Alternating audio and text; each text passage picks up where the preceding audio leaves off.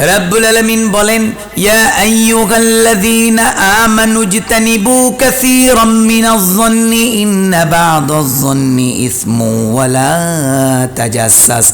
আল্লাহ বললেন, তোমরা অনুমান করে কথা বলো না, কখনো ধারণা করে কথা বলো না। অনুমানটা হলো গুনার, গুনাহ নিয়ে যায় জাহান্নামের দিকে। এজন্য কখনো কোনো মানুষকে অনুমান করে কোনো কথা বলা যাবে না। ওয়ালা তাজাসসাস, গোয়েন্দাগিরি করো না। অনেক মানুষ আছে সারাদিন মানুষের গোপন বিষয় খুঁজে বের করে, শুধু গোয়েন্দাগিরি করে। কিছু মানুষ তো আছে সারাদিন পরশ্রী কাতরতা, মানুষের দোষ তালাশ এবং মানুষের মন্দ হোক এইটা নিয়ে ব্যস্ত।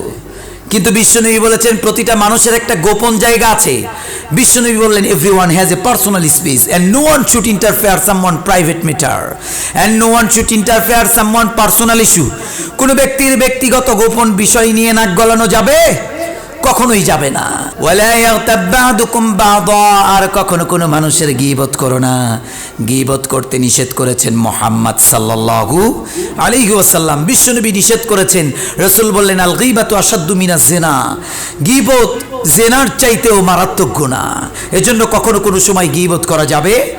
এরপরে আল্লাহ বলছেন, তোমাদেরকে আমি দুনিয়ার মানুষরা এক নারী এক পুরুষ থেকে সৃষ্টি করলাম, করার পরে কাউকে আমি কৃতিত্ব দেই নাই যে একজনের উপরে আরেকজনের সম্মান, সবাইকে সমানভাবে পৃথিবীতে পাঠালাম। কিন্তু মনে রেখো, তোমাদের মধ্যে ওই ব্যক্তিটা দামি।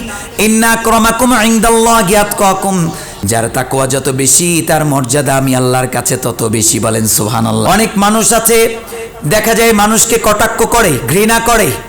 বিশ্বনবীর জামানায়ও একটা ঘটনা ঘটেছে। অন্ধ সাহাবী উম্মে মাকতুম রাদিয়াল্লাহু তাআলা আনহু রাসূলের পাশে আসলেন, এসে বিশ্বনবীর কাছে কথা বলছেন। কিন্তু বিশ্বনবী কথা বলছিলেন আবু জেহেল, উতবা, শাইবার সাথে। রাসূল কথা বলছেন কাফেরদের সঙ্গে। এই অন্ধ সাহাবীর দিকে বিশ্বনবী কর্ণপাত করলেন না। কিছুক্ষণ পরে এই অন্ধ সাহাবী কষ্ট পেলেন। আল্লাহ তার সম্মান রক্ষার্থে 16টি আয়াত নাজিল করে দিলেন। বলেন আল্লাহু আকবার।